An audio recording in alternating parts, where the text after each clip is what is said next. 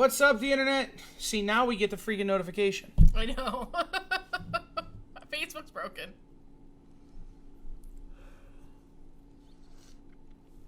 I'm not even in the mood to do this now. All right. I'm not. We do this for a reason, and if Facebook's going to be broken, then why don't we do this on Instagram? We could, I guess. Grr. We might do better on Insta. I don't know. I doubt it. That's fair.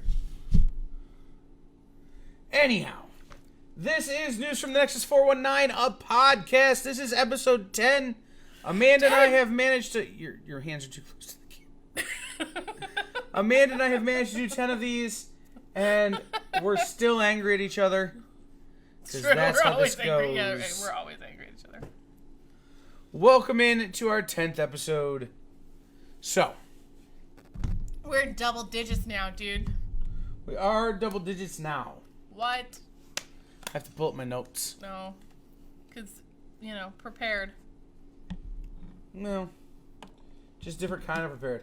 Right. Episode 10, there we go. Okay. So friends who are watching on the stores page, please let us know you're here. Say hello so you can interact with us so that next people, like the people who wait to watch this episode next week on its release schedule, they get to see what they're missing out on. Right. Exactly. If you are watching this live, you can comment. We'll respond to you. If you are not watching this live, you're SOL. Yeah. Sorry, guys. That's how that goes. So, listeners of the future. Right. Every Tuesday night, we are here at 7.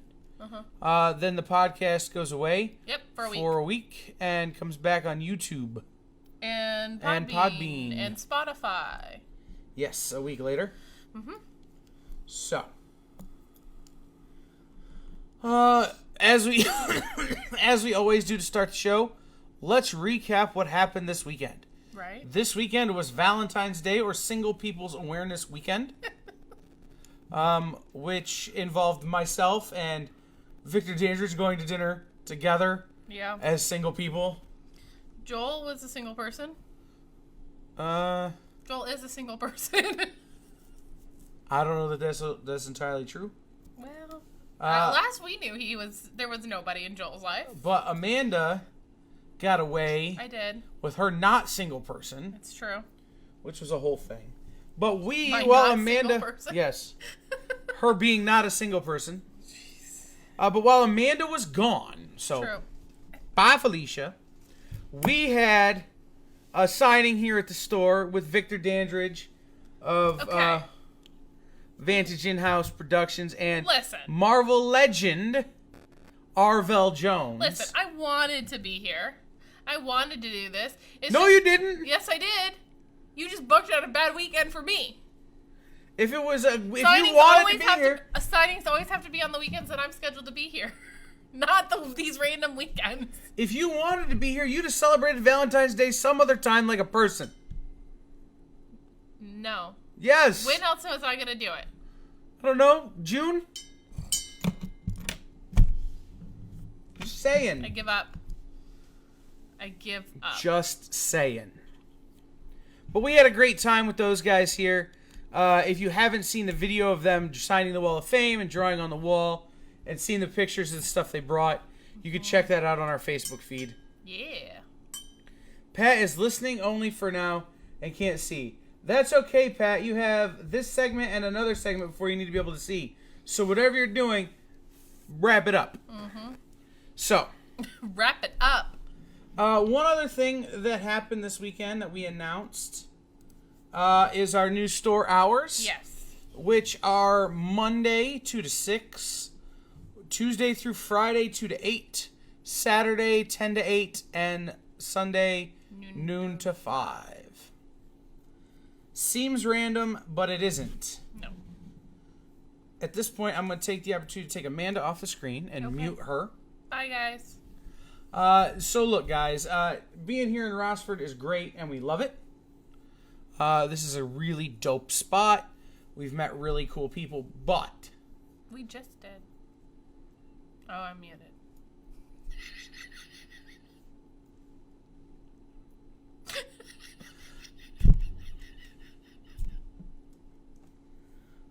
But this is the slow season for retail. This is our slow time of year, and it's been slow since we moved in. Part of that is people don't know where we're at. Part of that is people, our regulars, still struggling to find us. There's a number of reasons why it's been slow since we moved in. But because of that, I have taken a regular job. A real person job. Not really. It's a part-time gig. Muted! And that has me working in the mornings. So, as a result, our hours have been limited. A little more, just to allow me to have that opportunity. We're still working really hard to provide the same level of customer care and support and things we always have. But, unfortunately, we're doing it on less hours so that I can go and make some extra cash. If you have any questions or you want to talk about that, feel free to reach out, I suppose. Okay.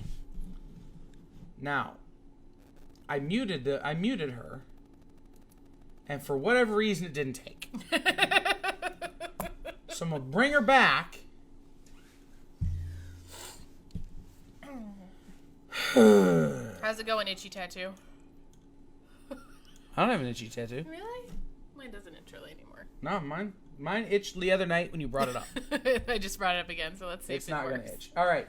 So, one of our favorite segments every week, now that we've had our, what's the wrong for? Serious moment. The serious moment in the weekend recap. Why did you miss out on Marvel Legend? Right, why were you here to see a Marvel Legend? Guys. If you didn't come. There aren't a ton left. Right. It's true. They're dropping. It's true. Not Arvell. Arvell's gonna live forever. So, this is one of our favorite segments. This is What Are We Watching on the Television? Yes. What are we watching? We're walking Amanda through her watch of The West Wing. We are. We did one episode last night. Yes. But I have started rewatching The Greatest Nerd Show that I never watched when it came out. Chuck. Okay. The NBC program where a person who works at Best Buy, essentially, gets all the state secrets that the NSA and CIA have downloaded into their brain, starring Zachary Levi. And, Shazam. Yes. Shazam. And Jane from Firefly. Oh. And Yvonne Strahovski. Hot blonde. From what? Chuck. God, okay. God, I hate And you. underwear model. I hate you. And Sarah Lancaster and some other people. Mm-hmm. So that is Chuck. Also, we had talked a few weeks ago about a show called Outmatched. Yep. Which is Jason Biggs and the girl who played Jules on Psych. Mm-hmm. Have a bunch of genius kids. That show is getting better. It's still pretty bad, but it sucks a little less. Well, it's figuring its stride. Mm-hmm. Lego Masters. I've watched like none of this. Lego Masters is amazing. But I'm going to recommend this week everyone watch High Fidelity on Hulu. Amanda chuckles at that, but it's really good. Starring Zoe Kravitz as John Cusack's character. Not her mother's character from the original movie, but as John Cusack's character. That's all warped in my brain. So, Zoe Kravitz is the daughter of Lenny Kravitz and the girl from The Cosby Show. Pat, help me out. Patrick? Lisa Bonet. Really? Yes. She's married to Jason Momoa. Yeah. She can leave him anytime now, But she's in this show and she's very good. So Amanda, what have you been watching on television? Well, obviously The West Wing. Mm-hmm. I've been staying up to date on the Masked Singer, unlike somebody. He's still a week behind, guys, so he didn't see the most recent episode. So we're not going to talk about the most recent episode. We'll just talk about Drew Carey. What? Fair. I watched the Netflix docu-series, limited series, The Pharmacist. Absolutely fascinating, guys. Absolutely fascinating. It's 4 episodes, about an hour long, and it starts slow, but as most docu-series do, because the first one, we've got to introduce the players, we've got to introduce the state of the world. What's going on at that time in the world in this little piece of the world. But it gets really crazy. Basically, the story is of this pharmacist who, after his son dies during a drug deal gone bad, he not only finds and gets his son's killer convicted, but then starts the war on the opioid crisis 15 years ago? I don't know. Pre-Katrina. Okay. So, in New Orleans. So it's very interesting because he starts talking about how he went after this doctor who was writing, Oxycontin, and it was a pill mill, and he takes on this pill mill in New Orleans, and it's interesting. So, absolutely worth watching. I watched this little hour-long documentary about Betty White that was actually adorable, just talking about, like, her, what she's done and how she is kind of the queen of television. And I know we're going to start Lock and Key tonight to go along with our West Wing, and then that's about it. I haven't watched a ton. It's slow TV watching time right now. Yeah. I've been busy. What are you watching? No one's commenting or saying anything other than the fact that Pat's saying he's not paying attention. So what are you watching? You guys, if you talk to us, we could talk back to you. It's true. We like your input on. We say, what are we watching? It's what are we watching as a collective. The collective that is the Nexus 419. It's true. The community in which we are built. Right. All right. Because I'm sure you don't want to hear me talk about, the opioid crisis. I'm sure you don't care as much as I do. I find it fascinating. No, we don't want to hear Amanda talk about her serial killer documentaries or anything. It's true. No, you do. And this is what happens if we really don't. Well, this is why you talk to us, people. If you talk to us, I have less time to talk about, Jeffrey Dahmer. Moving on. Uh-oh. Pat, I already lapped her, and I'm coming back around, and it's a thing. I don't care. You guys all right. Can keep laughing. Go for it. Do your thing. Whatever. Yes. We are getting ready to watch that as well, Pat. Lock and Key. The Lock and Key? It's true. But that will start very soon. All right. So, something we talked to you about several weeks ago. Yeah, we actually had him on. Pat. Hashtag Pat's book is late. But we're going to change that to hashtag... Koala. You make it really hard to host this show. We're going to change hashtags Pat's book is late to hashtag Pat's Kickstarter is almost over. So check it out, y'all. This is Get in the Game, a comic anthology. And rather than me tell you everything, I'm going to use this fun new piece of technology and let Pat tell you.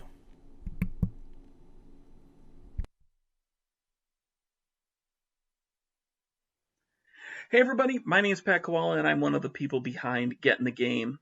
Get in the Game is an anthology comic full of 8-page stories from 10 different creative teams, all around one central premise, video games. And you might ask, why video games? When I decided to make this anthology about a year ago, I really wasn't sure what theme I wanted to have for the submissions. So I kind of fell back to the old adage of write what you know. And since I know video games so well and they've been such a big part of my life, I decided to make that jump and offer that prompt to the people who wanted to submit their stories.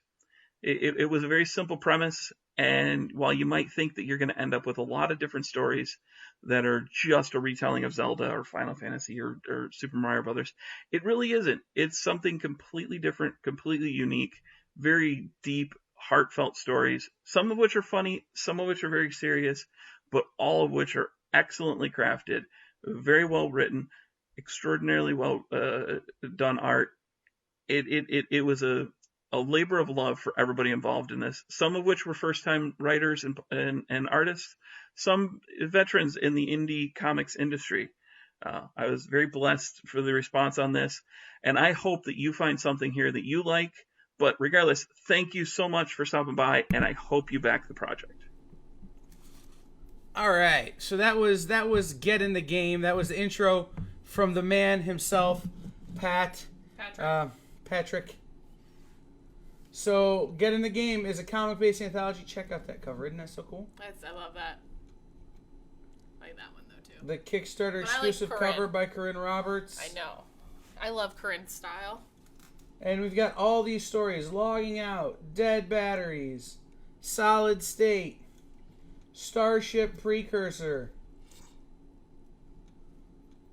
Under the Root, Star Pilots, Threat Strike Battle Zone, The Wait by Pat Kowola himself, Get Good, Save and Continue. I am probably the most excited about Save and Continue. Because it's Rob Humphrey and Caitlin Smith? Well, yeah, two of my favorite people did it, but it also just seems like the most interesting kind of. Yes. It's the one that I piqued my interest the most in this anthology. No, because I will read them all. Mm-hmm. That's what you do with an anthology. You read a one, and then you put it down, and then you come back to it another day, and you read another one in no particular order. Right. Or you read them in order, like a person. Oh, I like to jump around. It's what I've been doing with Cafe Macabre. Oh.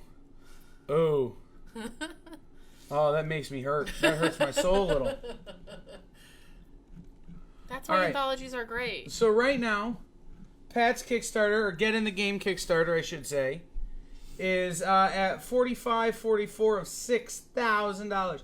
So it's like $1,500 left to go, guys. Yeah. To get this thing funded. But check it out. There's 114 backers. You see that number?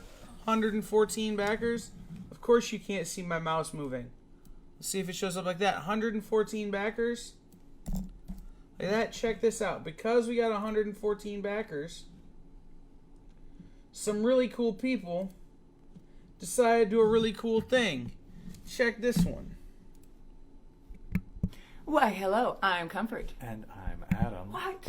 Yes, and we are Comfort and Adam. Oh my goodness. And on top of that, we're also big supporters of the anthology series, Get in the Game. Yeah, it's a graphic novel project up on Kickstarter right now. It's all about video games and gaming culture. And it's very cool, and it has a lot of creators. It is a lot of creators, a lot of great people working together on this. And they just crossed the 100-backer milestone on Kickstarter. About halfway through the project, and we wanted to do something special to support them because we are big on indie comics and we are big on video games, as anybody who knows us would probably know. So we've got something special for all the supporters that are at the premium edition level and above. So this beautiful print here will be yours if you support at that level. Premium edition and above. You get that print for free. There's still 15 days left to get in on the game. Yes. It is fantastic. So head to Kickstarter, check it out, get in the game. It's where you want to be. Good people doing good things. We need more. We need more. We do. See? This is what happens when cool people make cool games. Cool books. Cool things. So Pat says he is literally right now typing an update. Okay. So if you've already backed, you're going to get that. To reveal a full page from the art. I voted that he reveal all the pages from the art. Oh, no. From the book. No. Yes. Because #impartial. Everybody was voting for themselves. Like, so we're looking at he posted on Facebook, which one should I reveal? Which one should I reveal? And everybody was voting for themselves. So I put show all the pages because now I get to be neutral. I copped out. I know. Yeah, you did. I want the back cover. That's what I want you to reveal, Pat. The back cover. That wouldn't be bad. But the thank you page. Yes, you all should get out right now. Go back it. And back Pat's Kickstarter. Yeah, money doesn't get taken out until the 8 days are over. So when the campaign comes to its end, that's when the money gets taken out. But you can back it at the lowest amount of $1, because every little bit helps. Or you can back it at like a higher level, like I did, where I'm getting all 3 enamel. So right now it's at like $45, $44. I want someone to back it for $6.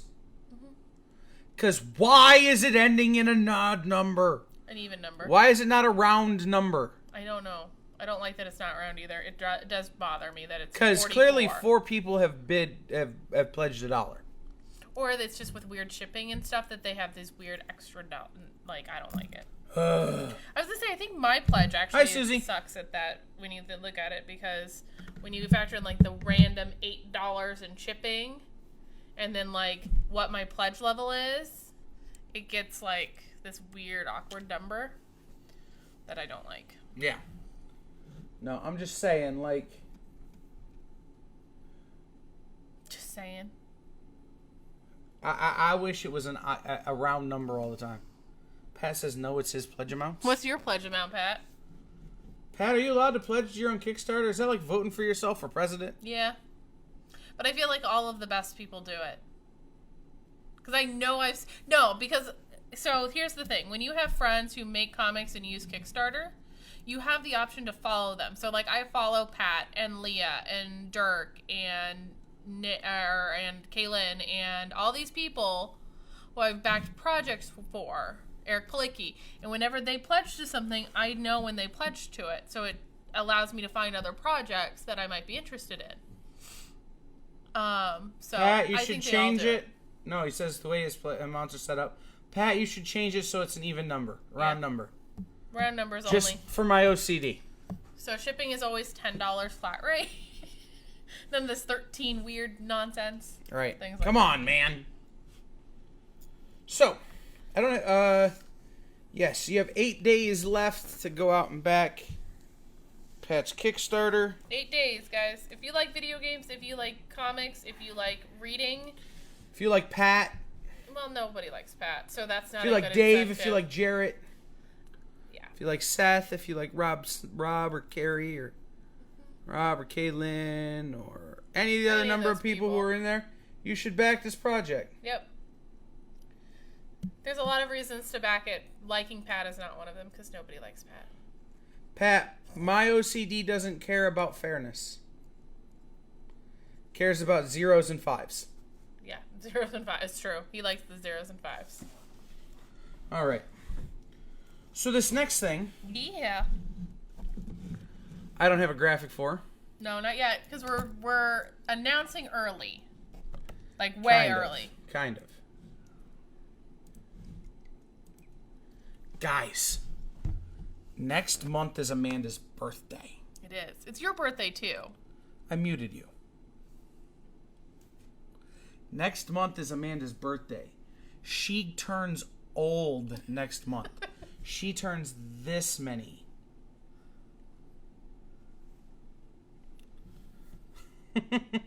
Wouldn't you love it if I said I muted you but still had you on the camera? I can see if you can. I know. She turns that many next month. Okay? I do turn that many. You really suck at this being muted thing, man. No, but...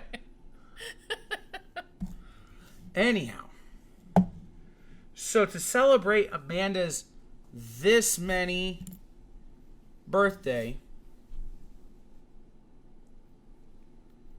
Pat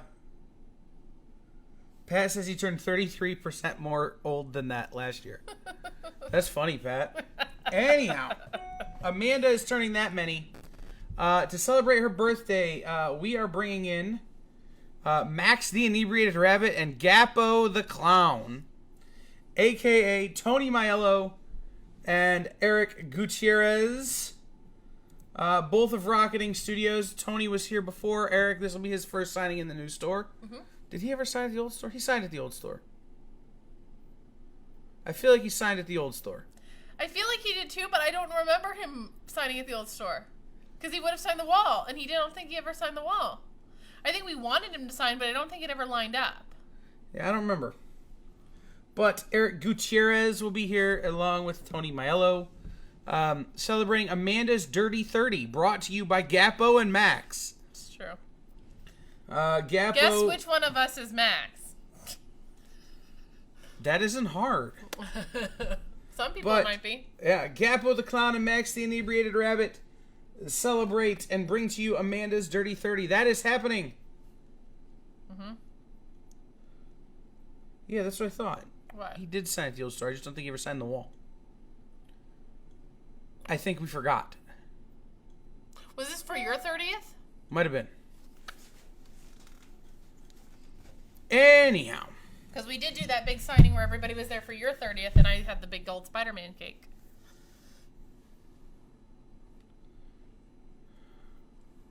With the candles that kept relighting on you. I don't remember. You don't remember the candles that we had to eventually dunk in water as you and Code were I remember Code being there, but I don't remember anymore. Okay. Anyhow. Max and Gappo present Amanda's Dirty 30, March 28th, which isn't actually her birthday, Nope. but we're changing her birth certificate. She doesn't know that bit. Yeah, we're moving my birthday celebrations shenanigans 8 days back. Kyle Klink, I don't even have goldfish memory, man. I've got goldfish with CTE memory. All right, I've got a goldfish that's run into the...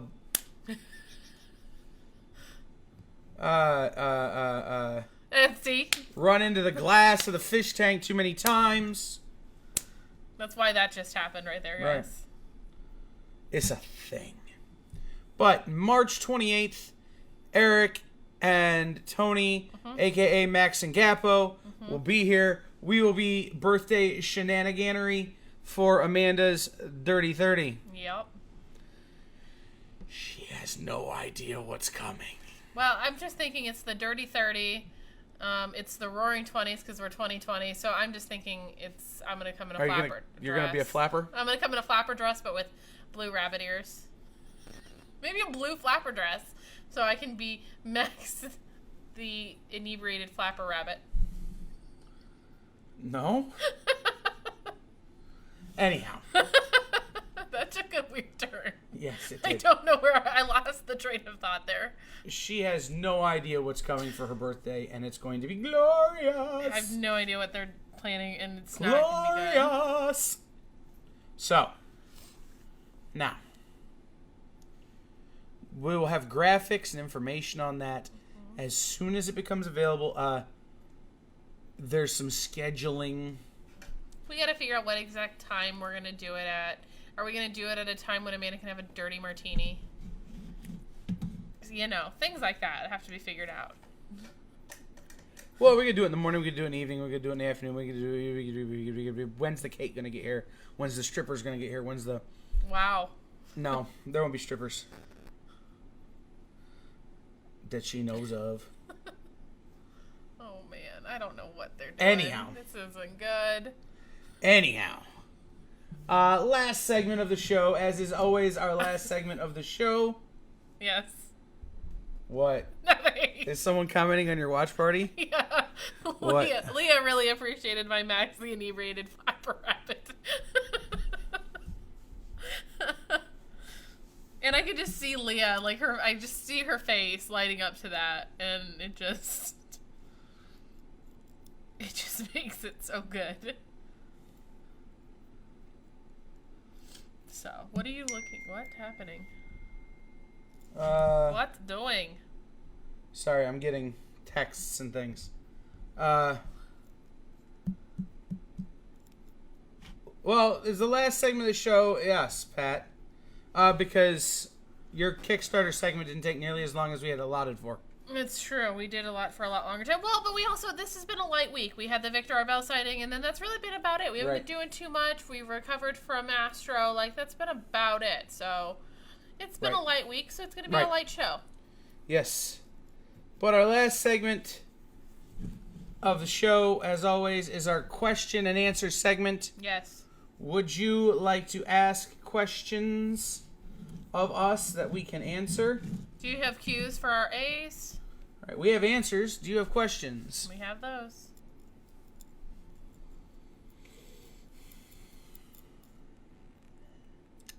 Nobody. They don't want to talk to us. Well, I never had a cold, Pat. I just hurt my throat. I hurt my vocal cords. I hurt my vocal cord, my throat. It hurt. I hurt my throat. I had a gastric situation that caused me to hurt my throat. I had no cold. I've not had a cold. It's true. Very bad true. The voice last week was a result of my vocal cords slamming together uncontrollably. So Leah asked in my watch party if she'll see us all at Fantasticon. Hard maybe, Leah. You may not see us at the convention, but you'll definitely see us because you'll be in town, so. Yes. Which, based off of conversations I had this weekend when I was in Grand Rapids, we have a place in mind. Yeah, but you gotta book it. I'll do it. All right. I'll take care of that. All right. Kyle Klink, are you going to change the hours in the summer? I don't know. Well, I will definitely be buying your second book, Leah. We should have her on. We'll arrange that. Okay. She's got 2 books to promote. We should have her on the show. Sure. Kyle Klink, will we be changing the hours in the summer? I don't know. It's not summer yet.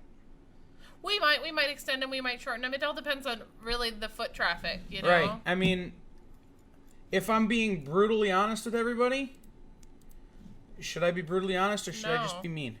Be mean. Basically, if you don't get your asses in here, it's not going to matter much, is it? That was mean. Wow. Doesn't matter when we're open if you don't come in. Be mean, Leah. Susie, I didn't get you sick. You were sick when you came in. You said to me, I'm sick. It's true. We did manage to avoid the con crud, but I was also on a preventative dose of Tamiflu at the time of Astronomicon, so yeah. Pat asks a good question. What's Pat's question? What is the next hot book for the speculators? The answer to that is this week's Batman is the hot book for speculators. Isn't it always this week's Batman? No. What? This week Batman features a premiere cameo appearance for a big character that is a new Harley Quinn-esque type character. However, DC, in their infinite idiocy, chose not to tell comic book retailers that this was a thing. So most stores ordered it based on the normal Batman numbers, leaving most stores sadly short for this book. Then DC only did a print run based on the number comic book stores ordered. Then DC tells us that there's going to be this big first appearance that people are going to want and that speculators are going to be all over, leaving comic book stores to go, well, thanks for screwing us. So the next hot speculator book is this week's Batman, thanks to DC really, really reminding us that publishers are not actually the partners of comic book stores. Wow, and this TED Talk brought to you by Someone is Bitter. Yeah. No, it's true. Publishers don't do enough to help retailers. Somebody posted online, and think about this. Imagine if in 1992, DC hadn't told retailers that they were going to kill Superman. That's what's happening now. So, in 1992, we had a year of build-up to the death of Superman. Are you just writing the numbers? Yep. Okay. We had a year of build-up to the death of Superman. So everybody could prepare. So store owners could see how many copies they were going to sell and know that no matter how many copies they ordered, they weren't going to order enough. Now, instead, DC waits to announce this stuff 2 weeks before the book comes out, after we've already closed our orders. Sure, after they announce 2 weeks in advance, which means we can no longer adjust based off of perceived demand. Or known demand at that point. Yep. People can't come to us and say, I want this book, and we can get more. We just can't. So they announced this thing, and now we're left holding the bag, and we look like the bad guys. When in reality, if someone had just said a month ago, hey guys, there's this character called Punchline. It's going to be in this Batman book. then comic book stores could have ordered up and been prepared. Okay, I feel like we might have to explain just a little bit because I feel like there's probably people here who don't know. Don't know how what? Don't know how what? comic book stores order. Okay, so we place our initial order 3 months in advance. Yeah. So it's February. Books that we are placing our initial order for this month are not slated for release until May. Yes. So we have to project, basically, if this is our first number. Mm-hmm.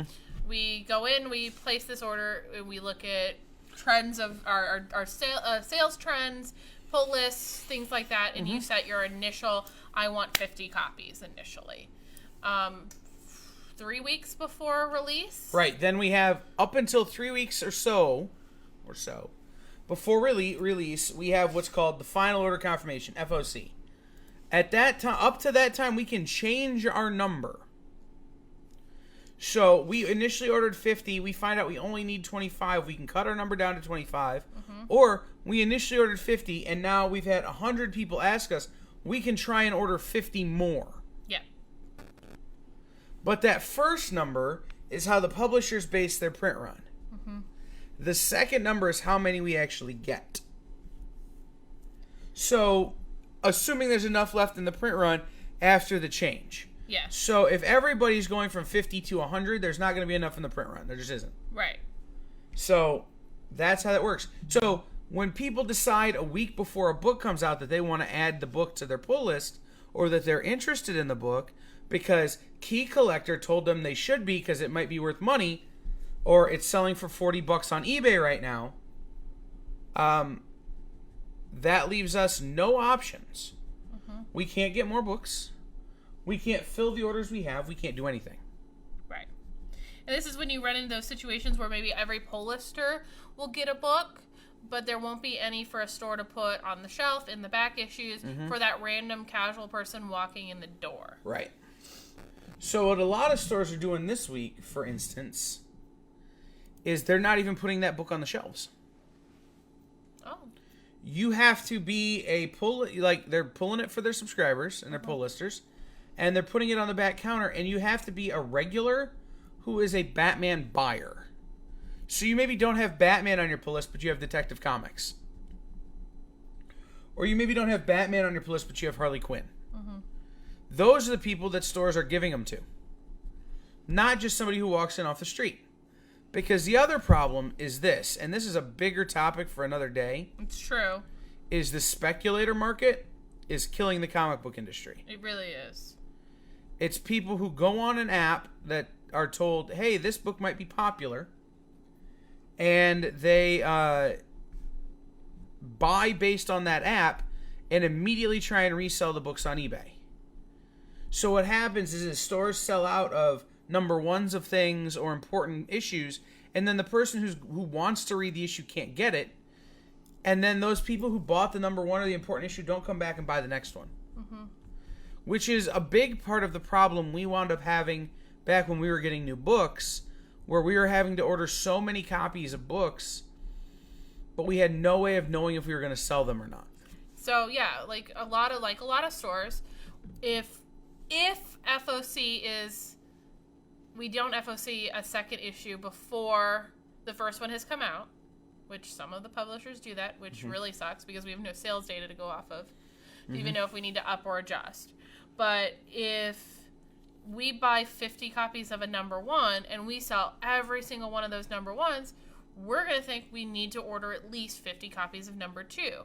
But if 45 of those copies went to speculators who don't care about number two, now we're sitting on 45 extra copies of a book. And most of the time by issue 2, they're not returnable. So we're stuck with this. We've paid for this product that now is going to sit and languish on our shelves, in our back issues, and eventually into our dollar bins. Unless other people, had ordered less of number 2 or whatever. So it's a tricky game to play, and publishers and speculators don't make it any easier to play. It's unfortunate. It is the reality of this industry. So, to answer Pat's question, this week's Batman. Right. Which opened, like I said, this whole can of worms for us. Right. But... Where I got very salty. You did. Well, but the fact is that it is hard. This is your livelihood. You know, so it's something I think we both have passion for because we both do this. You know, we spend a lot of time doing this so that it's really... It's hard to sit here and try and promote companies. And it's not just DC. Like, don't think we're heaping on DC. Like, DC did have a misstep with this. But other publishers do it too. Marvel does it weekly. Yeah. Other companies do it too. There is no comic book company that probably doesn't do this.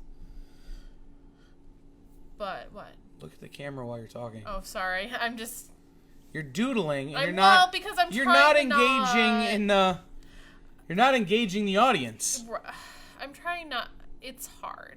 It's a hard topic. Right. It's an upsetting topic because publishers should be working with us as much as we're working with us. You know, they want us to promote their books. They want us to stand there and hand sell their books, but at the same time, they're not giving us the information. Or if they are giving us information, it's very vague. It's a one-word solicitation. It's, you know, it's hard. And then all of a sudden this book is hot, and we didn't buy enough of it because we only bought 2 or 3 copies because we know we'll probably sell 2 or 3 copies.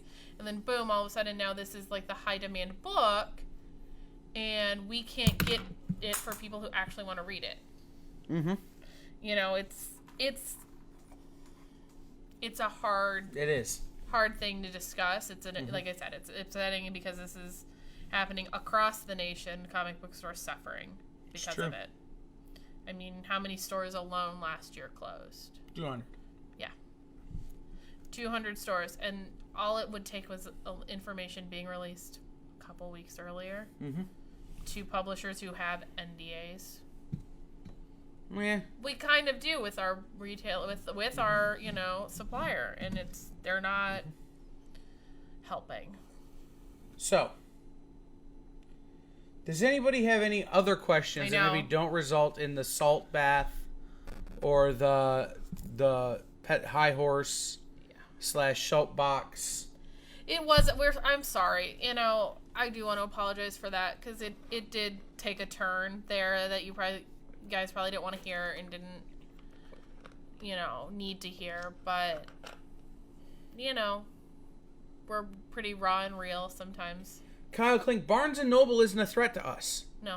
I don't care about Barnes & Noble.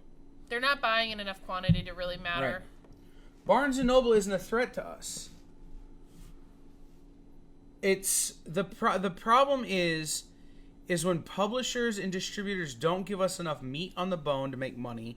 They don't give us the information we need to know to be able to adequately order, and then they demand high-end, high commitment for product nobody wants.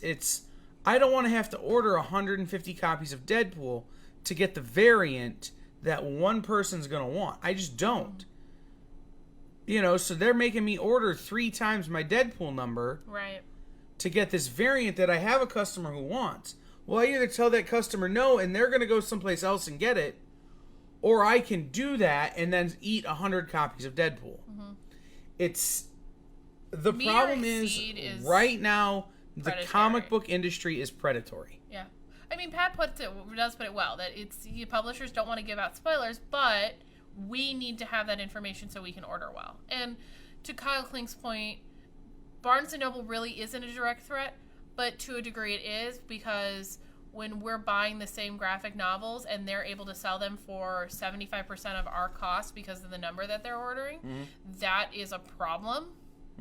Because you're going to have that person, and we see it more often than I care to in this industry, where you have a person who walks in here and goes, hey, do you have Batman White Knight? Yeah, I have it right here. Well, what's the cost on it? Well, we charge cover price. And, well, but I can get it on Amazon for $10. Well, right. I can't because that's now less than what we're going to pay for it. Right. When we order it initially. So I can't give it to you for that Amazon deal. People are always asking for price matching and it's not feasible. Right. It's just not. So There's that. Does anybody have any questions? Leah did say in my watch party that she was very engaged in our conversation. She also says that she wants to know if do you think this shoots them in the foot, or is it really just us? It shoots everyone in the foot. This industry will not exist in 2 years. At the current rate, the current way things go, there will be no such thing as a local comic store. Not if another 200 stores close this year. There were 3,200 stores 3 years ago. In the last 2 years, almost 400 stores have closed. At one point, we lost 180 stores in 18 months. That's 10 stores a month going out of business. 10 stores a month. So at that rate, how many years until everybody's gone? Well, and it's you in these numbers, it's like I think these numbers do include the stores that are like the Vaults of Midnight with the 3 locations, the Midtown Comics or Mile High are included in those local comic book stores, but they are on a whole nother level. But those are still LCSs for some people. So they are still LCSs. They are the perfect kind of combination between your big box and your LCS, because each store is going to have its own personality. Each store is going to be a little different, but they are playing a game on another level because they have the infrastructure for things that we can't, because it's just really us. Right. I mean, Jarrett Whalen and I have been working on our store site now for 4 months. If Jarrett and I if I were having to pay Jarrett, we would have shut the site down long ago. Yeah. And it's not like I'm not paying Jarrett, but I'm saying if I'd had to pay Jarrett his rate, we would never have the site we have. If we didn't have the ability to trade product. Right, and we're trying to put a store on our website where we can sell books to people. Like Midtown, like Mile High, like Coliseum, like Space Cadets, like so many great stores across the country.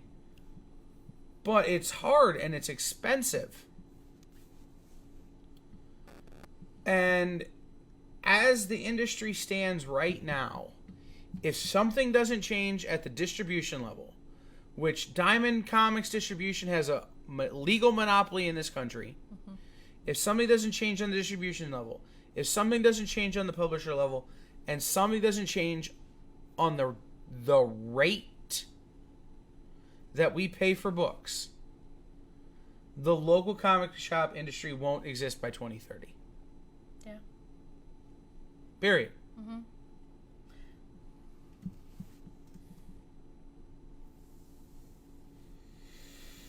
Anybody else have any questions? Oh, I love Leah is so engaged. Right, but I wish Leah was engaged on the store page. I know, because it would provide more conversation. I know. But she wants to know how the industry can reinvent themselves to come out on top. Publishing is in flux everywhere, and there's a place for independent stores. And it's true, there is a place for independent stores. The thing is we all have to work together. Marvel has to stop publishing 90 Deadpool titles a month. I'm exaggerating, but not by much. Not long, but 2 months ago, there were 10 X-Men books a week.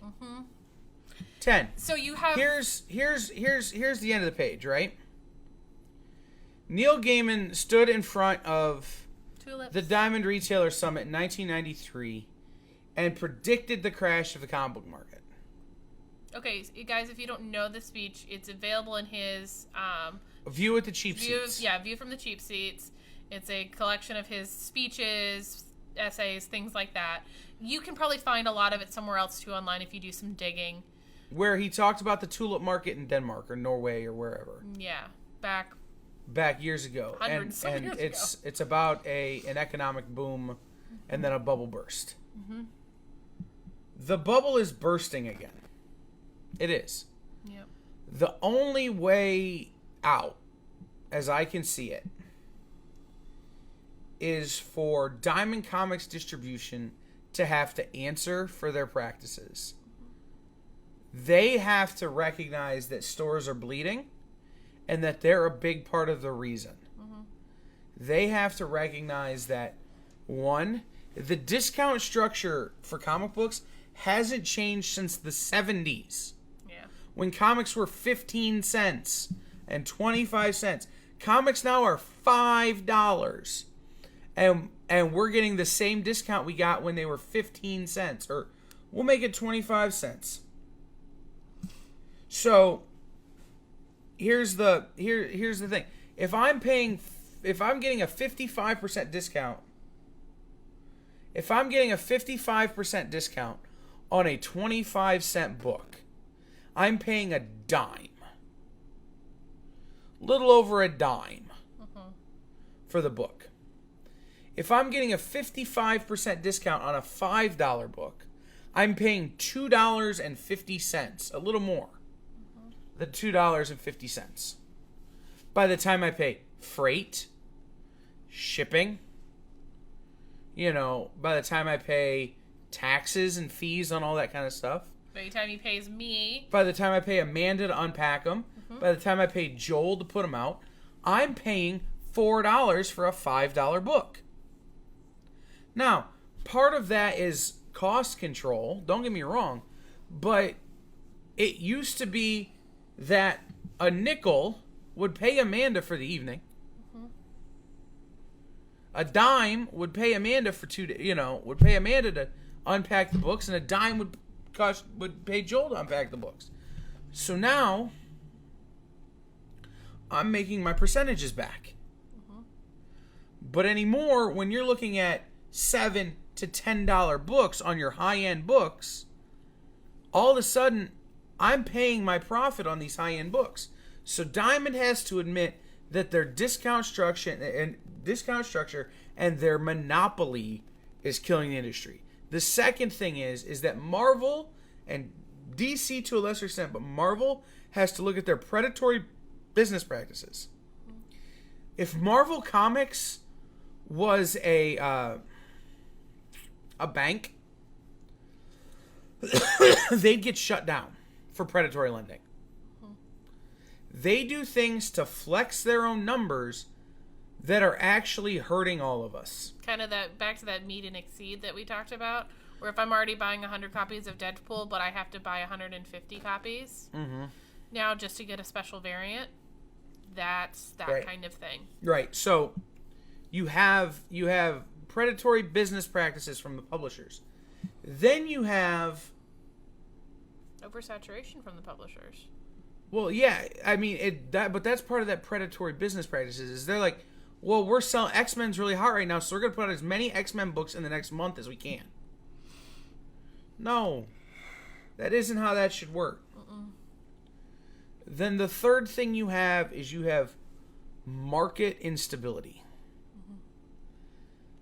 Unfortunately, so much of what trends is popular in the comic book industry right now is based on three things that have nothing to do with comic books.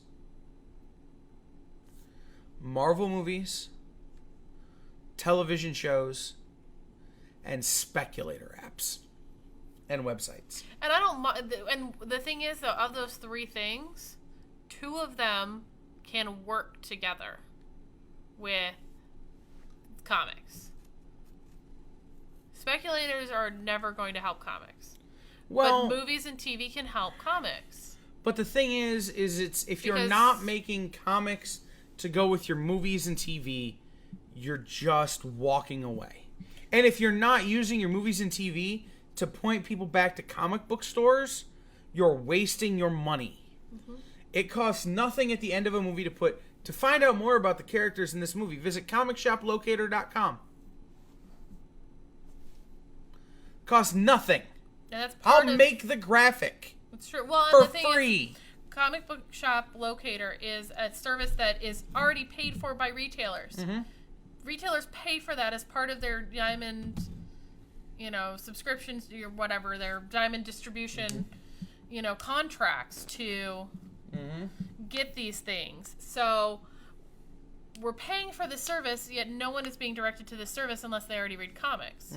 Well, but I want the kid who watched Black Panther and was so amazed by T'Challa that he wants to come in and read everything he can. Do you want me to do the numbers again?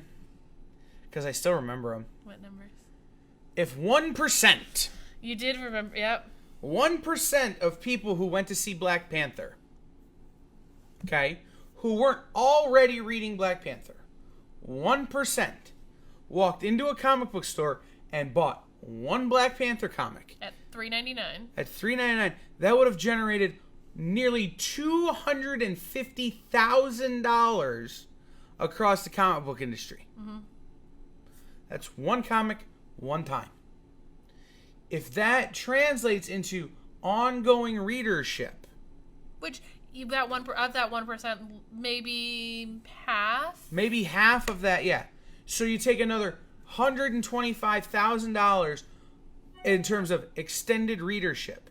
Now you spread that out over every store. Every store is looking at $5,000 to $6,000 in additional sales over the course of a year. Mm-hmm.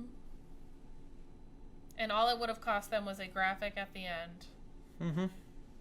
Right. So those are the things I see. Speculators are killing us, though. They're a big problem, but I would say it's more the not letting the mediums. Everything is multimedia People now. who already care don't know that they can care in a place where everyone cares. Mm-hmm. They think they have to go to Barnes and Noble. Mm-hmm. Okay, so Kyle Klink, the music industry made vinyl cool again. Maybe a hipster push towards pulp comics? No. It's not going to help. Because publishers are still going to want to charge $4 a book. Mm-hmm. And you still wind up with upside down margins. Mm-hmm.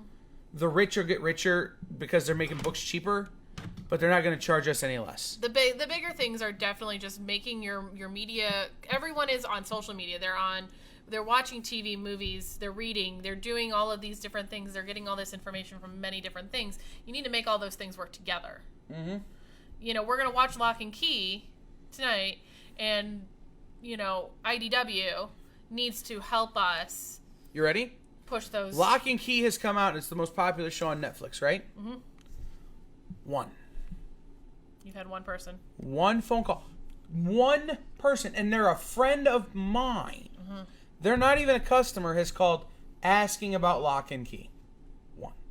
Because nobody realizes it's based off of a comic book, and if they do, they don't know how to go about it. Right.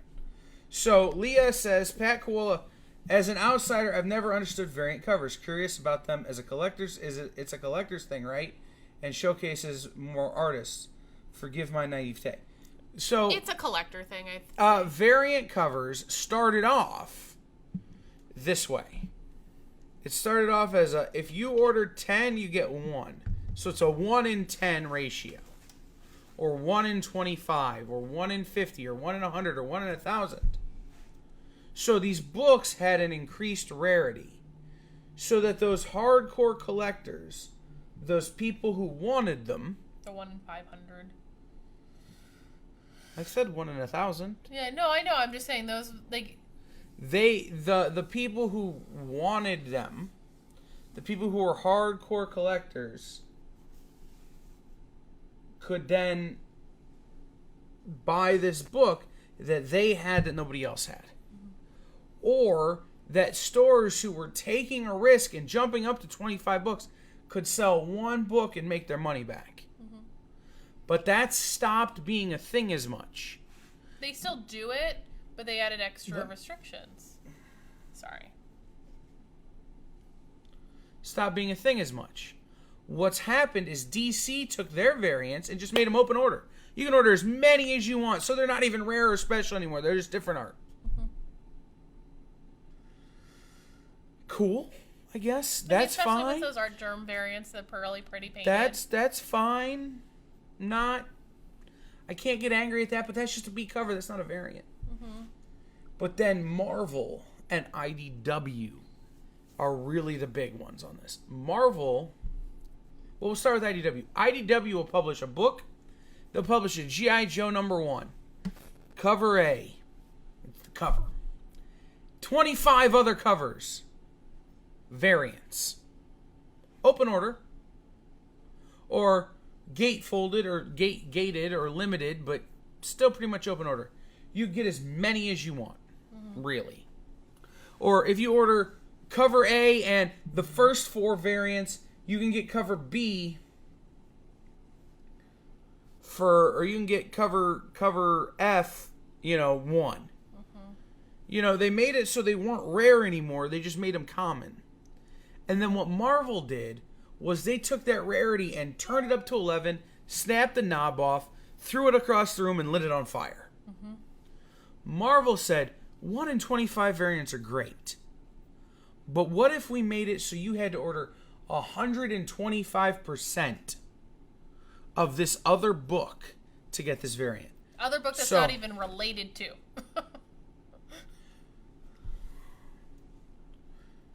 You gotta let me get my sentences out, Amanda. I'm sorry, I get so frustrated by this.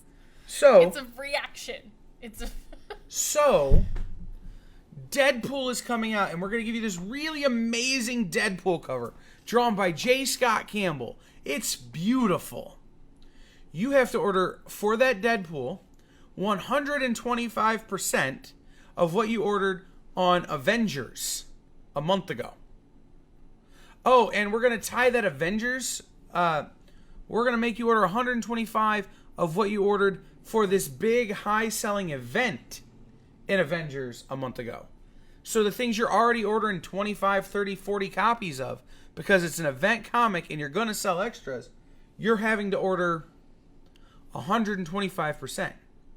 So now in order to get the rare, sought-after Deadpool variant that my customer wants, I'm having to look at what I sold of what I ordered of Secret Wars or Secret Empire or what have you, and say, can I afford to order 150 copies? And if I do, how many of those copies am I going to sit on? Mm-hmm. If I'm regularly ordering 50 Deadpool and now I've got to order 150, okay, can I sit on 100 Deadpool, or can I sell those somehow? Or can I make my money back somehow so that those aren't costing me money? And then it became, you want to order that 125? You got to order 125%. You can split it over these 3 covers. One's a regular cover, 2 others are variants, but they're not variants anybody's going to care about from artists nobody's ever heard of. Or they would make it... my particular favorite one from them, and it's one that I lost it when it came out,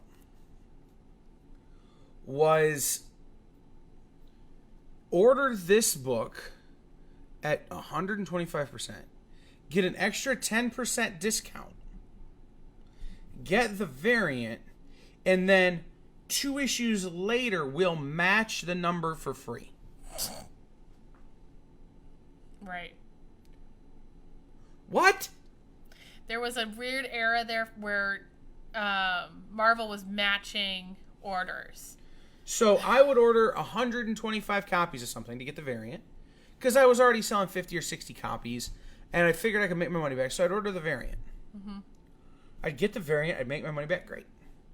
Now Marvel, 2 issues later, is sending me 125 copies of issue 3, when 5 people bought issue 2. Right. It was weird. My favorite, I think, was when And because of the way Diamond works, I'm having to pay freight on those free books. Mm-hmm. So it's actually costing me a lot of money in freight charges. Yeah. My favorite, I think, and I remember, I think I did see this, where it was supposed to be a 1 in 50 variant. So you had to order at least 50 copies of this new book to be able to order it. But there was also the meter exceed stipulation on it, where you had to meter exceed, your orders. You had to order at least 50, but if 50 for you wasn't 120%, you couldn't get it. Right. So it was like there was multiple layers to it, and I'm like, right. What is this? So you want to know why comic book stores are struggling? It's that nonsense. It's people not walking in the door, and it's that nonsense. Mm-hmm. So we've spent like a half hour on this topic. I know. Does anybody have any other questions that aren't going to trigger us? Right. I mean, I think it's it's a good conversation to have, because the thing is, as consumers, you can affect this more than retailers. Right. Well, and we're a comic shop right now that's struggling. Mm-hmm. Our foot traffic is as low now as it's ever been. Mm-hmm. We're struggling. Yeah. I talked earlier in the show about I took a day job. And we cut the hours at the store so that I could make a little bit of money to put back into the store to try and keep the store going while we're going through this slow period. Yeah. Comic book stores are out here fighting. And every time you go on Amazon and order a book before you come to a comic book store, you're not helping. Mm-hmm. But at the same time, if you don't tell Marvel and DC that you're going to walk away, that you're willing to give it up, mm-hmm. they're never going to understand that they're the ones hurting us. They're the ones saying that tulip bulbs are worth a lot of money. Mm-hmm. And they're not. They're just weeds. So, any other questions? What did Pat say to Leah there? Yeah, for the most part, they're also to cross promote sometimes. Yeah. Yeah, it's fair. Yeah, when they would do the random X-Men covers on. Right, it's an X-Men cover on a Avengers book. Or a Red Sonja book. Yeah, that was dumb. So. If any other questions? Nobody? Nothing? I know we went on and I know it got really kind of esoteric and inside baseball. And there was a lot of, we tried our best to stay away from jargon and explain the things we were talking about and what we meant by certain things. Mm-hmm. So I hope it was enlightening. Mm-hmm. But I think the biggest thing is, on this sign off, because I feel that's where we're headed now. Yeah. Everyone's kind of, they've just taken on a lot of information. Right. So the biggest thing is go into your local comic shop and spend money. Yeah. Even if it's just $5. Even if it's just, Don't go into your local comic shop and look around. Don't go into your local comic shop, and that kind of thing. Go into your local comic shop and spend money. Yeah. The sign off for the Kai Pod show is buy, Peapod will say buy comics. I always say buy more comics. And that's true. If you liked Lock and Key, if you liked Umbrella Academy, if you liked The Boys, Batwoman, The Watchmen, Batwoman, if you liked that terrible Birds of Prey movie, Arrow, Legends of Tomorrow, Supergirl, Flash, Gotham, Agents of S.H.I.E.L.D., if you liked Captain Marvel, if you like Spider-Man, come see us. Because the fact of the matter is we are going to provide an experience that you're never going to get at Barnes & Noble. Right. Because this man has probably read every Spider-Man issue that's ever been published. So he's going to be able to tell you and direct you in a way that a Barnes & Noble employee is not. Right. I go into Books A Million the other night, and I was correcting people. Right. Well, you're that guy, though. Well. You are awful in that guy. But it's... I know what I know, and I can't help that I know what I know. Right. I'm the man who knew too much. I have my strengths. I can definitely recommend based off of genre of a movie you like. I don't have the encyclopedic knowledge that Kyle does, but I know a lot about the things that I love, so. All right. Well, then we're going to sign off. We're going to get out of here. Go into your local comic book shop this week and spend some money. Yep. That's going to be your takeaway is go buy comics from your LCS. We're going to go watch... more comics. Bye, everybody.